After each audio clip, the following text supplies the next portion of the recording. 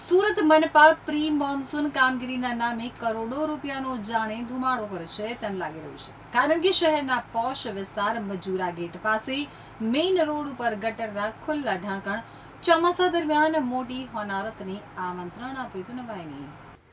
સુરતમાં પ્રી મોન્સૂનની કામગીરી સામે સવાલો ઊભા થયા છે. તેમ મજૂરા ગેટ વિસ્તારથી મજૂરા ફાયર સ્ટેશન તરફ જવાના મેઇન રોડ ઉપર ગટરના ખુલ્લા ઢાંકણ જોવા મળ્યા હતા. એક તરફ તંત્ર દ્વારા પ્રી મોન્સૂન કામગીરીની વાતો કરવામાં આવે છે, તો બીજી તરફ આ પ્રકારે ગટરના ખુલ્લા ઢાંકણ જોવા મળ્યા. છેલ્લા 10 દિવસથી આ ગટરનું ઢાંકણ તૂટી ગયેલી અને કહવાયેલી હાલતમાં છે.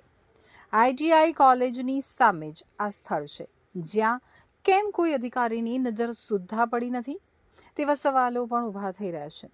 ચોમાસાને હવે ગણતરીના દિવસો જ બાકી છે, ત્યારે કોઈ પણ ગંભીર ઘટના બને તો જવાબદાર કોણ?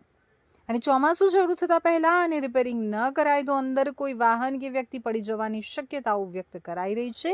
ગંભીર ઘટના ન બને તેને ધ્યાનમાં લઈ સમાજસેવી દ્વારા આ બાબતે ફરિયાદ કરવામાં આવી હોવા છતાં તંત્રના પેટનું પાણી પણ હાલતું ન હોવાનું સામાજિક આગેવાન ધર્મેન્દ્રભાઈએ જણાવ્યું હતું.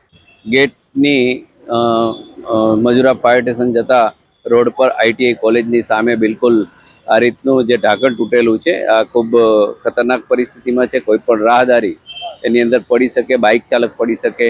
અને પ્રી મોન્સૂન જ્યારે મોન્સૂન આવવાની શક્યતાઓ છે, ત્યારે જે પ્રી મોન્સૂનના નામે મહાનગરપાલિકાનું તંત્ર કામ કરી રહ્યું છે, એમાં ઘણી બધી ક્યાંક ને ક્યાંક કચાશો છે. ગોકળગતિએ કામ થઈ રહ્યું છે. શહેરમાં ઘણી બધી જગ્યાએ ફૂટપાથના કામો અધૂરા છે, મેટ્રોની કામગીરી થઈ રહી છે, ત્યાં માટી પુરાણના કામો પણ થઈ રહ્યા છે. એટલે ત્વરિત જે કંઈ કામો છે એ મોન્સૂન પહેલાં થઈ જાય અને કોઈ પણ રાહદારીને કે કોઈ પણ સુરતીજનોને તકલીફ ના પડે એવા પ્રયત્નો મહાનગરપાલિકાની ટીમ કરે એવી અપેક્ષા રાખીએ છીએ. અને સુરતીજનોને એક જ કહેવા માંગુ છું કે આપને જ્યાં પણ નાના મોટા આવા સમસ્યાની તકલીફો લાગતી હોય તો અવશ્ય મહાનગરપાલિકાની ટીમને જાણ કરો, એમને ફરિયાદ કરો. ઓનલાઈન એપ્લિકેશન છે, અન્ય પણ સુવિધાઓ છે, તો તત્કાલ આવી કોઈ પણ બાબત રિપેરિંગ થાય તો કોઈની જાનહાનિ ના થાય.